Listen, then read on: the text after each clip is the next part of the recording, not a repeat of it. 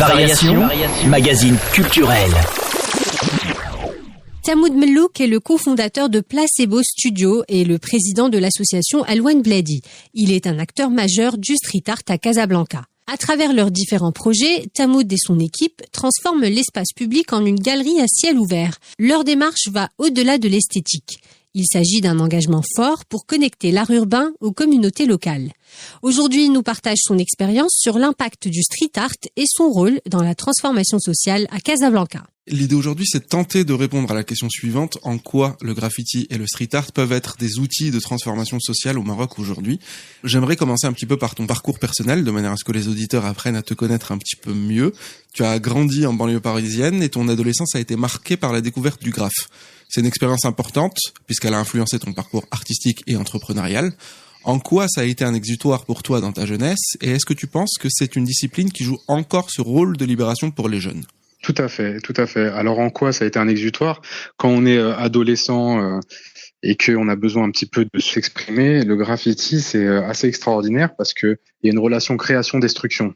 Donc déjà on prend pas la permission, on graffe où on veut, quand on veut. Le but c'est de pas se faire attraper. Et il y a une affirmation de soi qui permet aussi de faire du bien parce qu'on affirme notre nom, on fait une publicité pour notre nom de graffeur partout dans la ville. Et on reçoit de la reconnaissance de ses pairs quand on a placé son nom sur un toit, sur un train, dans des lieux un peu dangereux. Donc il y a à la fois une affirmation un peu égotique, il y a à la fois la recherche de l'adrénaline, parce que c'est dangereux, et en même temps il y a toute une communauté, parce que c'est organisé en collectif, donc on est un peu en bande, et ça permet aussi de développer plein de soft skills en fait, sans qu'on s'en rende compte. Et le dernier point qui est génial avec le graffiti, c'est que ça affûte ton œil artistique. Ça développe des capacités artistiques déjà manuelles, mais aussi visuelles et intellectuelles. Donc moi, tout ça, ça m'a fait beaucoup de bien. Et puis ensuite est arrivé le street art. Et là, on est sur autre chose parce que le street art, c'est une autre culture que le graffiti. Ça englobe d'ailleurs le graffiti. Et là, avec l'avènement du street art mondial et ce qui est devenu le graffiti et le street art, ça m'a permis moi ensuite de créer mon métier et de faire toute ma carrière dans ce domaine. Et je pense qu'aujourd'hui, encore plus qu'avant, c'est nécessaire. Et je vais parler particulièrement du Maroc. Il y a toute une émulation et une génération d'artistes extraordinaires, des jeunes formés aux beaux-arts ou complètement autodidactes. Et ces jeunes-là, il y a très peu d'encadrement. Il y a des très belles initiatives, associatives notamment, mais il y a très peu d'encadrement. Et ces jeunes-là, généralement, quand on veut être artiste ou quand on veut faire une carrière dans l'artistique, c'est très difficile de se rémunérer et de trouver un business model intéressant. Et le street art et le graffiti mènent tout droit sur la décoration murale. Et ça, c'est le domaine qui, à mon avis, reste dans le cercle artistique, qui peut être très rémunérateur et permettre de vivre de son art et de faire vivre de son art. Donc c'est encore important aujourd'hui, je pense. Tu as parlé de cette notion de destruction et de création. Qu'est-ce que tu retiens aujourd'hui de cette dualité et comment elle se manifeste dans son travail quotidien ? Est-ce que tu en as gardé quelque chose ? C'est central dans ma vision artistique. Dans tous les domaines, c'est cette polarité qu'on retrouve un peu partout. On peut pas créer de manière vraiment libre et totale si on ne détruit pas quelque chose. On peut pas passer une étape dans sa vie si on met pas une croix sur certaines choses dans sa vie. On peut pas avoir du chaud sans se débarrasser du froid. Donc cette dualité, elle existe dans toute la vie en général, et elle existe particulièrement, je trouve, dans l'art. Et le graffiti, c'est de l'art brut. En fait, on va sur une surface. Certains pensent que c'est de la destruction, mais moi, je dis que c'est de la création. Et pour créer, il faut forcément que je détruise, en tout cas que je prenne possession de la surface qui existait avant. Donc c'est dans ce domaine-là. Il y a un côté pour moi très esthétique là-dedans. Un tag qui dégouline, pour certains c'est sale, c'est une marque, il y en a même qui vont dire que c'est de la pisse de chat. Non, pour moi, il y a un côté très poétique là-dedans. Tu as parlé de cette notion de prendre possession. J'ai regardé un petit peu en préparant cette interview. Tu mentionnes la difficulté d'accéder à des murs d'expression libre au Maroc. Comment est-ce que vous avez pu faire face à ces obstacles avec Alouane Bladi ? Et est-ce que travailler avec les écoles, ça a été une manière de contourner cette difficulté ? Exactement. En fait, moi je suis rentré au Maroc en 2010, un petit peu avant en fait, en 2007 pour créer ma première entreprise, mais définitivement en 2010. Et à ce moment-là, à cette période-là, quand tu peignais dans la rue et que tu te faisais arrêter, il y avait des situations assez locales parce que moi, j'avais l'habitude de me faire arrêter violemment et d'avoir une relation un peu conflictuelle avec les forces de l'ordre en France. Et ici, pas du tout, c'est l'inverse. Et donc, quand tu te fais arrêter par les policiers au Maroc, ils discutent avec toi, ils te disent « Mais qu'est-ce que tu fais ?» Ils comprenaient pas à l'époque. Parce qu'il y avait pas de street art dans la rue, il y avait pas de graffiti. Donc, c'était très marrant parce qu'ils me disent « Mais pourquoi tu as acheté cette peinture avec ton argent pour décorer le mur de quelqu'un d'autre ? Décore ton mur !» Et ils comprenaient pas. Et donc, je leur expliquais, mais je vais faire ça. Ils me disaient, pourquoi tu fais sur ce mur? Il est tout sale. Je dis, ouais, parce que ce mur, il est visible. Mais pourquoi tu veux qu'on voit ça? Fais-le dans ton jardin. Et donc, c'était assez marrant. Et puis, généralement, ça se finissait très bien. Ils me disaient, écoute, tu peux pas le faire. Quand ils voyaient un petit peu ce que je voulais faire, ils me disaient, ah, c'est très joli. En plus, tu parles pas de politique, tu respectes la pudeur, tu respectes les mœurs, donc il y a pas de souci. Mais désolé, on peut pas te laisser faire ça. Si tu veux le faire tranquillement, il faut que tu ailles demander une autorisation.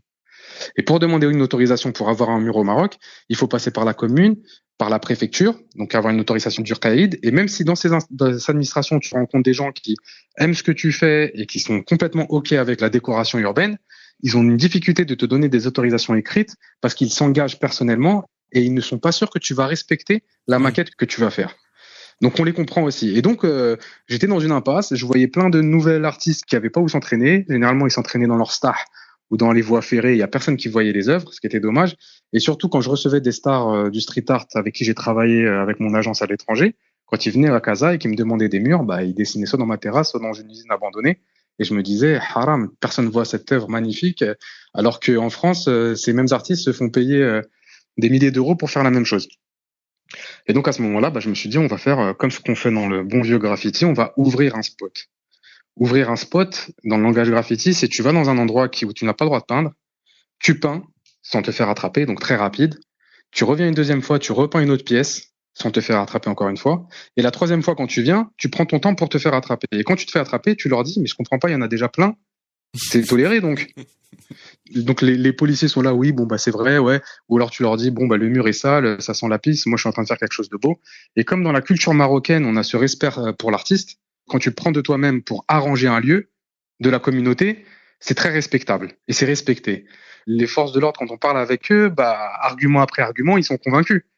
Et ils te disent, si c'est pas vraiment un lieu sensible, ils te disent, vas-y, mais ne dépasse pas cette limite. Et donc, c'est ce que j'ai fait dans le mur de la Marina. Je suis parti avec mes bombes et je l'ai fait. Je me suis fait arrêter une première fois, une deuxième fois.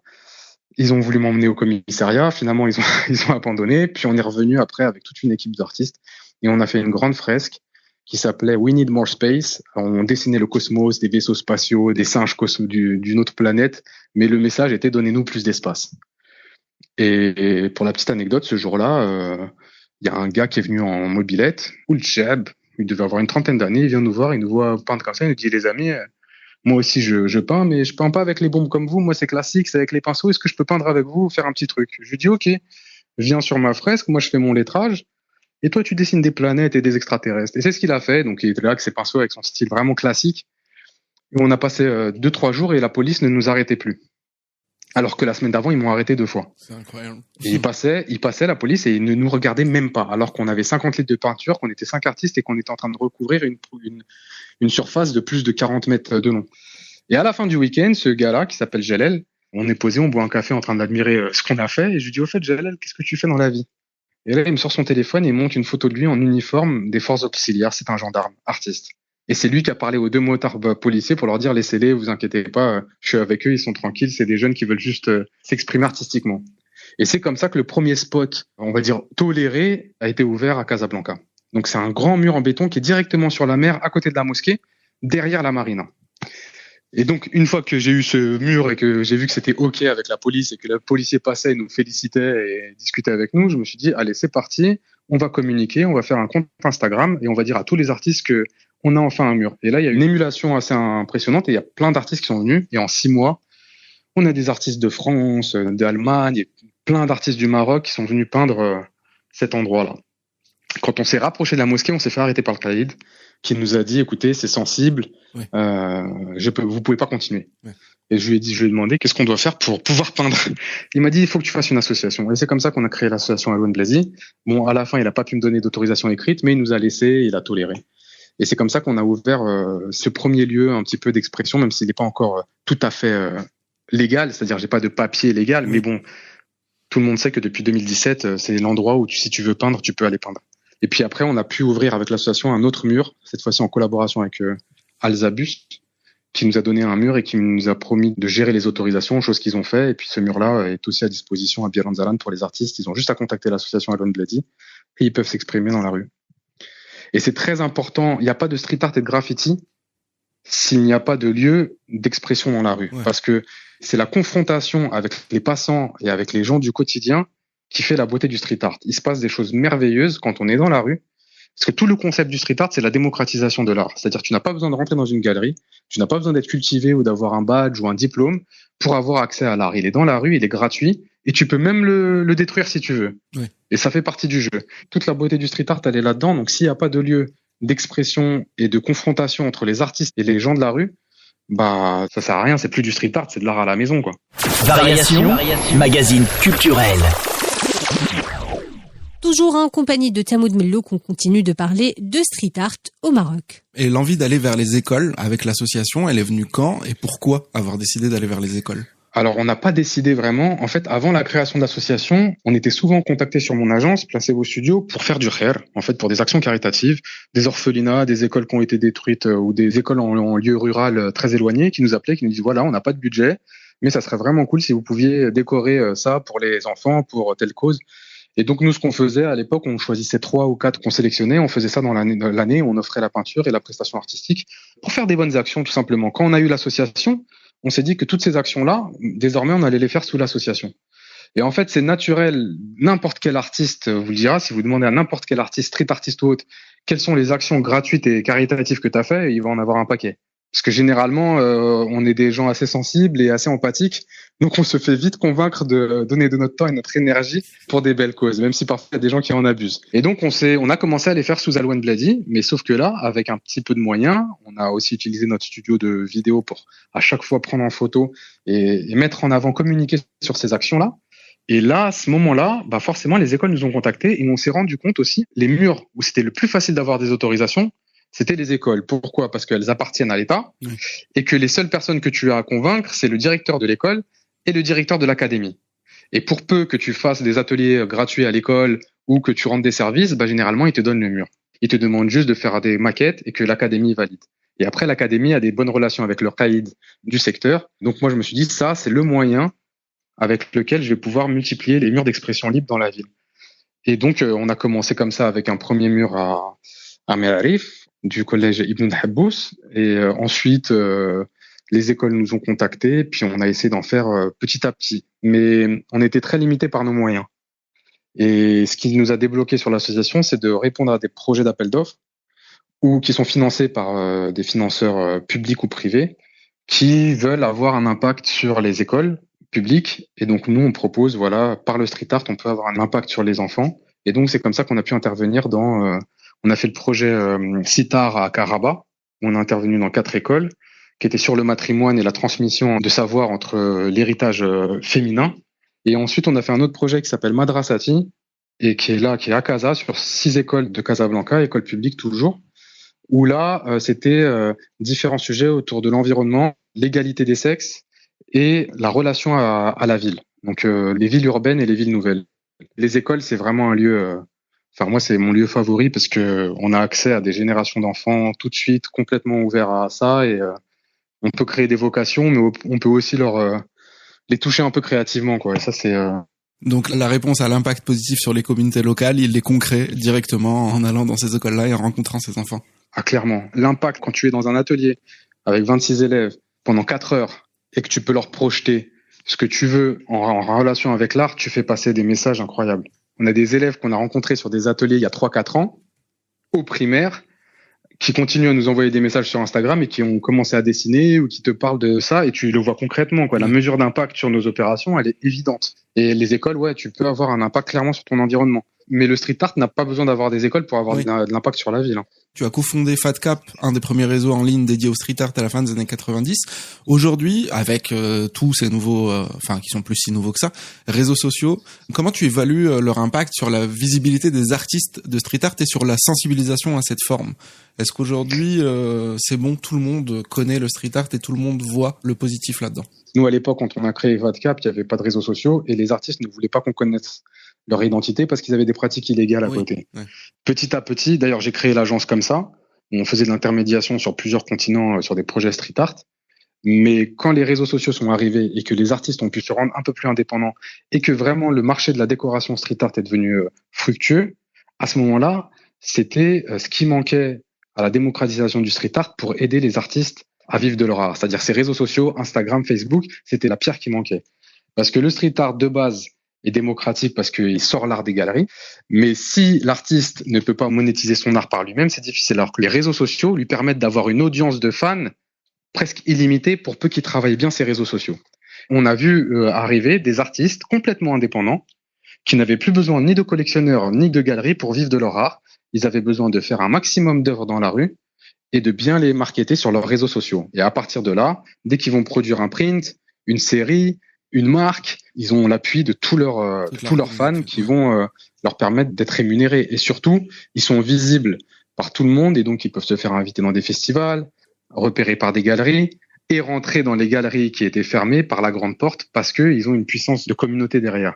Donc ces deux choses, c'est ce qui fait que pour moi, le street art a révolutionné l'art en général et l'art contemporain. Le nombre de street artistes qui sont dans l'art contemporain maintenant, c'est juste hallucinant. C'est un vivier qui n'existait pas avant parce que souvent, c'est des artistes qui sont pas passés par les classes académiques classiques. Tu l'as mentionné à plusieurs reprises, tu travailles en même temps sur 2 volets avec Placebo Studio, donc qui est une entreprise commerciale, et Al-Wen Bladi, qui est une association.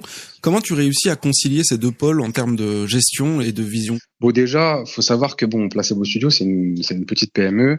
On est 8 employés. On gère le quotidien comme tout entrepreneur aussi bien qu'on peut. Mais c'est vraiment une agence de communication par le street art, spécialisée dans le street art et qui est là pour faire du chiffre d'affaires et permettre aux artistes du collectif de vivre de leur art et des artistes freelance qui travaillent aussi de temps en temps avec nous. Donc Placebo, si tu veux, il y a de la gestion de projet. T'es pas content de la maquette, on la refait. Tu as un soutien sur le terrain. Enfin, il y a vraiment une offre de service qui est professionnelle, donc des prix qui sont supérieurs. Al-Wen Bladi, c'est pas du tout ça. C'est une association qui a des axes bien définis de développement, soutenir les street artistes marocains, utiliser le street art pour toucher les populations vulnérables et permettre au street art et à la pédagogie par le street art de se développer au Maroc. C'est ça les axes. Donc tout ce qui rentre dans ces axes, on les accepte. Mais parfois, on a des gens qui veulent de la décoration et qui passent par Placebo, qui trouvent qu'on est trop cher et qui ensuite, dans leur recherche, tombent sur nos artistes ou sur Al-Wen Bladi. Et à ce moment-là, ce qu'on leur dit voilà, si vous voulez que Al-Wen Bladi fasse votre projet de décoration, évidemment, ça sera beaucoup moins cher, mais la condition, c'est que vous laissez une liberté totale aux artistes. Ouais. Et on utilise parfois des projets de déco qu'on envoie sur Al-Wen Bladi pour soutenir un peu l'association. Puis parfois, l'inverse aussi se passe.